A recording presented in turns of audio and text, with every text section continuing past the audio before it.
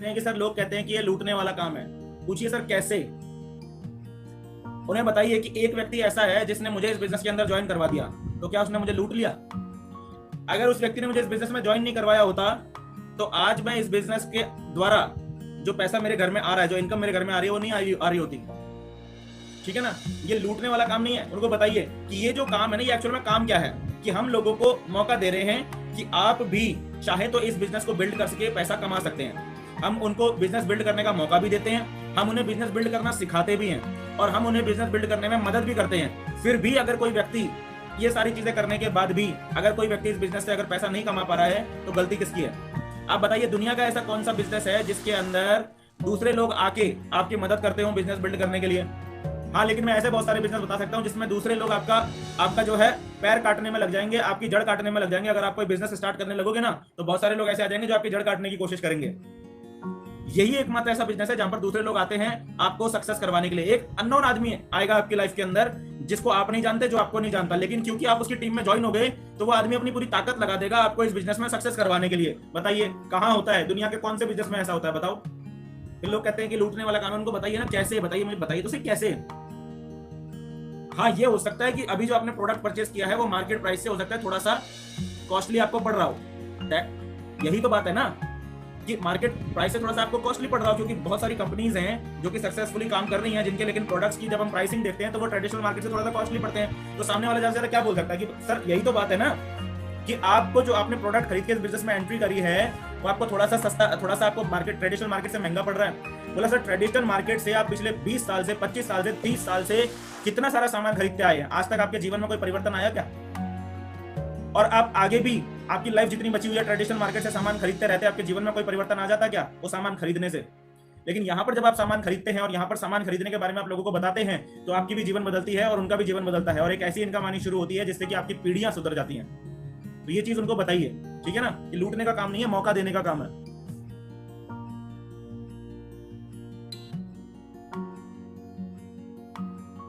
Sir मैं बहुत कोशिश कर चुका हूं लोगों को डिसीजन मेकिंग की, बट कोई रिजल्ट नहीं निकला।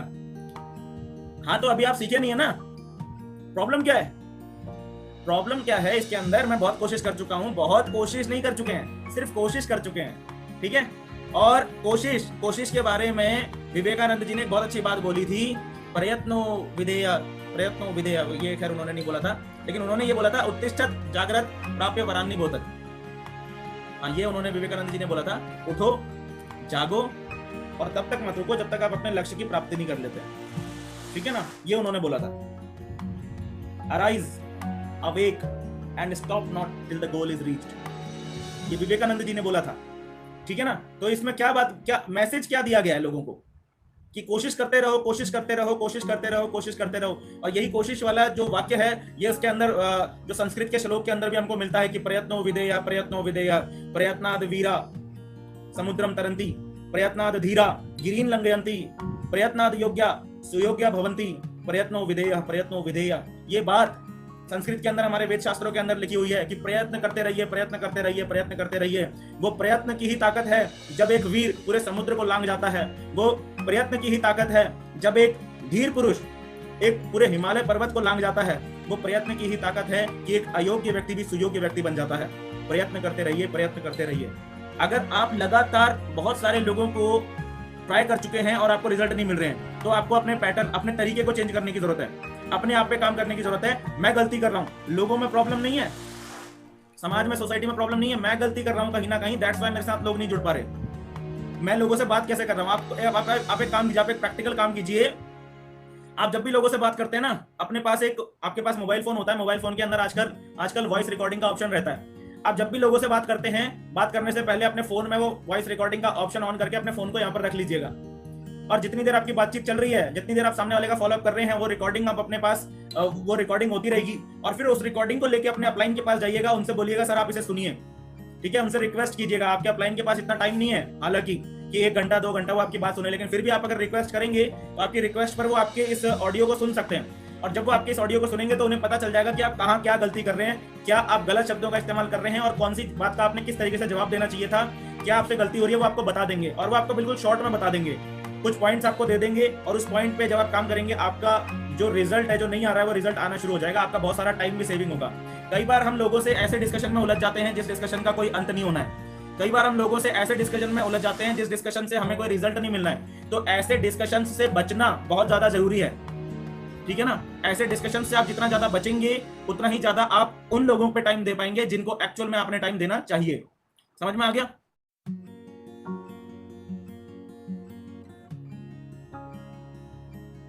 सर सेल्फ डाउट हो रही है, क्या करूं?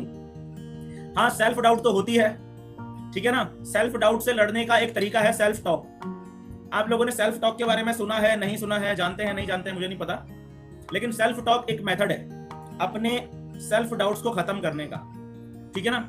आपने सुना होगा कई लोग प्रेयर करते हैं कि मैं बहुत शक्तिशाली हूं, मैं बहुत बलवान हूं, मैं बहुत ताकतवर हूं, मैं सब कुछ कर सकता हूं, मेरे जीवन में सब कुछ अच्छा हो रहा है, मेरे चारों तरफ खुशियां ही खुशियां बिखरी हुई हैं। ये सारी बातें, इनको सेल्फ टॉक बोला जाता है, ठीक है ना। सेल्फ टॉक के ऊपर थोड़ा सा स्टडी कीजिए और सेल्फ टॉक की प्रैक्टिस कीजिए, आपका अपने ऊपर कॉन्फिडेंस बढ़ना शुरू हो जाएगा। मैं आपको एक राज बताता हूं दोस्तों, चलो बातों बातों में बात निकल आई है तो आपको एक बहुत अच्छी राज की बात बताता हूं जो मैंने शायद आज तक कभी किसी को बताई नहीं है, लेकिन आपको बता रहा हूं मैं आप लोगों को, क्योंकि आप सभी से मैं बहुत प्यार करता हूं।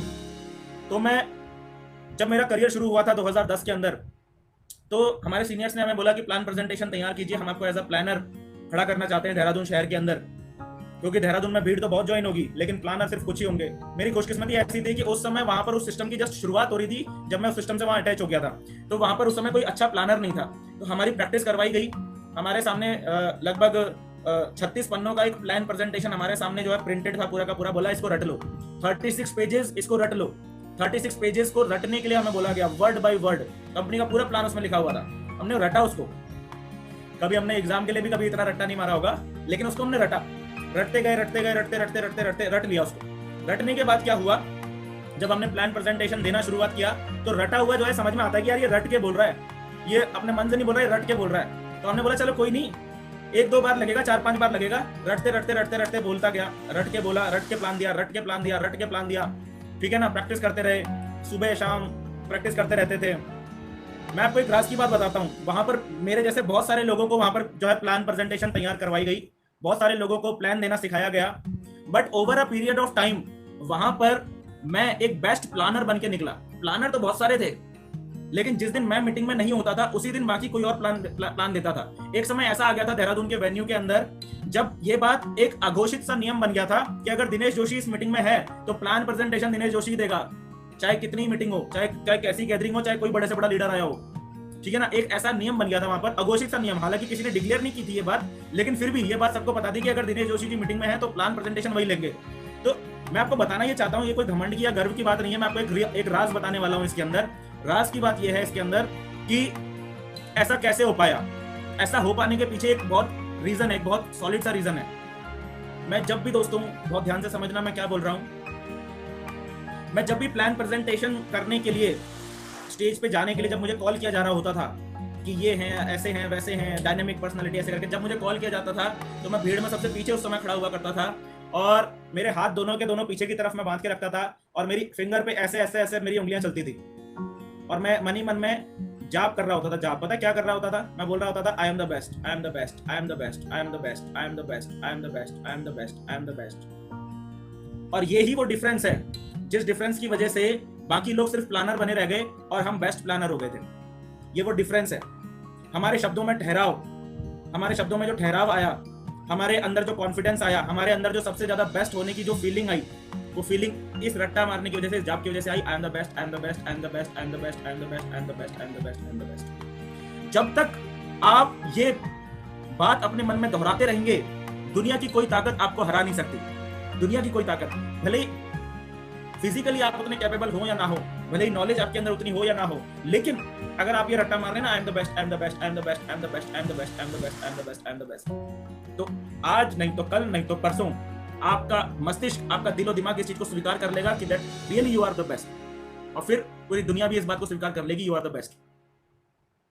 3 इडियट्स के अंदर भी आपने एक एग्जांपल देखा होगा, उसके अंदर बताया जाता था, वो आमिर खान बोलते हैं ना, अपने दिल जो होता है उसको समझा लिया जाता है, all is well, all is well, all is well. तो कितनी भी प्रॉब्लमेटिक सिचुएशन हो, ऑल इज वेल बोलते थे वो।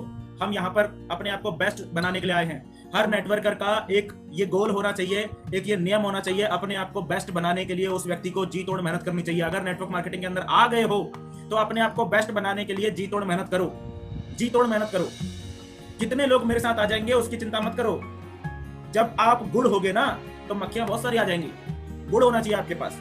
गुड़ माने गुण, यानी क्वालिटीज। आपके पास क्वालिटीज होगी, आपके अंदर एबिलिटी होगी ना, तो कभी सूरज को ये बताने की जरूरत नहीं पड़ती कि मैं सूरज हूं। ये दुनिया को अपने आप पता चल जाता है कि ये सूरज है। समझ में आ गया? चलिए, तो सेल्फ टॉक बहुत इंपॉर्टेंट रोल निभाती है सेल्फ डाउट को खत्म करने में।